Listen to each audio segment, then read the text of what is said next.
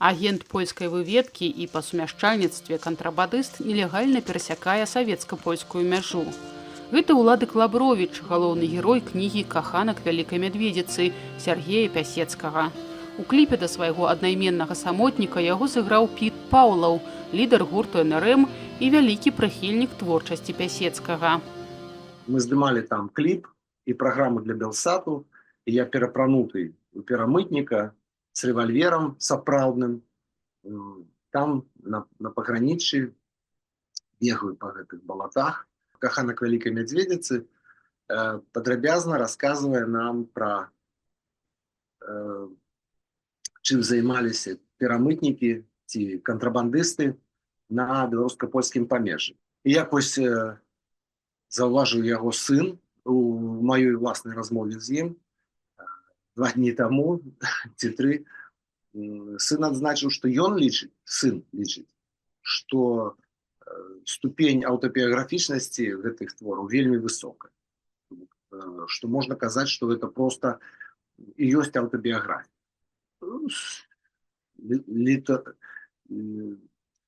Белетрызаваная, але аўтабіяграфія. Выведнік і кантрабандыст Сергей Пясецкі піша свайго каханка вялікай мядведзіцы ўжо ў турме для конкурсу.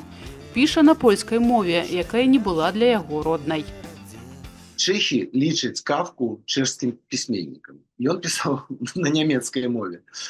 Таму, канешне, мы можам лічыць праз двукосці, праз нейкія лічыць Пясецкага сваім пісьменнікам, таму што ён ведаў беларускую мову, ён пра гэта пісаў, ён ужываў у сваёй польскай мове некаторыя беларускія словечкі, мянушкі. Першае. Другое. Месца, дзе ўсё адбываецца, асабліва галоўныя ягоныя раманы. Гэта проста наша краіна, гэта проста тое месца, дзе мы з вами жывем, гэта Менск, гэта пагранічча, Баратавічы, Ліда. Таму шмат з якіх пунктаў ён проста беларускі пісьменнік. Каханак вялікай мядзведзіцы перамагае ў конкурсе, а Пясецкі становіцца знакамітасцю і датэрмінова выходзіць з турмы. Але слава яго кароткая. Пачынаецца Другая сусветная вайна, пісьменнік далучаецца да польскай арміі краёвай. Мне давялося сустракацца з людзьмі, якія былі з ім знаёмыя. Гэта былі вельмі старыя 2 дзеда, але тады яны былі проста дзецьмі, зусім маладымі ваярамі арміі краёвай, якім нічога сур'ёзнага не даручалі. І яны падкрэслівалі, што абодва, што гэта была асоба настолькі незалежная, што з ёй было цяжка супрацоўнічаць, маецца на ўвазе Сергей Пясецкі. Таму што ён, можна казаць, нікому не падпарадкоўваўся. Ён атрымліваў вось гэтыя загады, выконваў іх на свой уласны капыл, так як лічыў неабходным. І дзякуючы гэтаму, адны з такіх ягоных заслугаў лічыцца, што ён уратаваў жыццё Мацкевічу, якога армія краёва вынесла вырак смерці, а Пясецкі сам на власнае разуменне сказаў: не можа быць, і не выканаў, і нікому не дазволіў выканаць гэты загад, і як высветлілася, тым самым уратаваў проста жыццё Мацкевічу. Пасля вайны Пясецкі эмігруе з Польшчы. Ён памёр ва Уэльсе ў 1964 годзе і праз 61 год быў урачыста перапахаваны ў Варшаве 29 верасня 2025 года. Пасля Другой сусветнай вайны ягоныя творы на дзесяцігоддзі былі забароненыя, а ягоная жонка, якая засталася ў Польшы, доўга хавала ад сына Пясецкага, хто ягоны бацька. На перапахаванні Пясецкага на вайсковых могілках у Варшаве прысутнічаў прэзідэнт Польшы.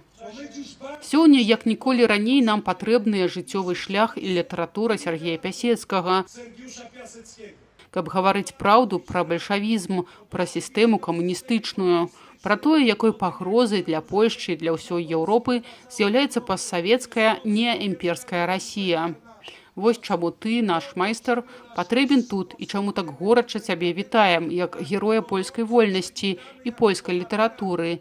І хацелі б, каб ты быў з намі і расказаў праўду пра нас саміх. Унучка Пясецкага і даследчыца ягонай творчасці Эва Тамашевіч расказала ў размове з ДВ, што перапахаванне пісьменніка перадусім мае вялікае значэнне для ейнага таты Уладзіслава Тамашевіча.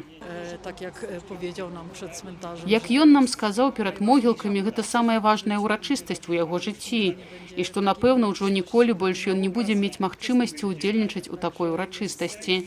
Таму ён шчаслівы, ён узрушаны, для яго гэта сапраўды выдатная падзея. Для мяне то было трошки. А для мяне гэта было крыху занадта шмат помпы, бо дзед быў усё ж такі чалавекам лесу, і я думаю, што тут не хапае такога ўспаміну, які быў бы больш адпаведны яго характару. Хаця я бачыла, што нехта кропельку гарэлкі выліў на гэтую магілу. І гэта ўжо больш дзедаўская, бо дзед, ушаноўваючы сваіх памерлых сяброў, ці то з разведкі, ці з кантрабанды, заўсёды памятаў, што трэба з імі выпіць той пасмяротны келіх.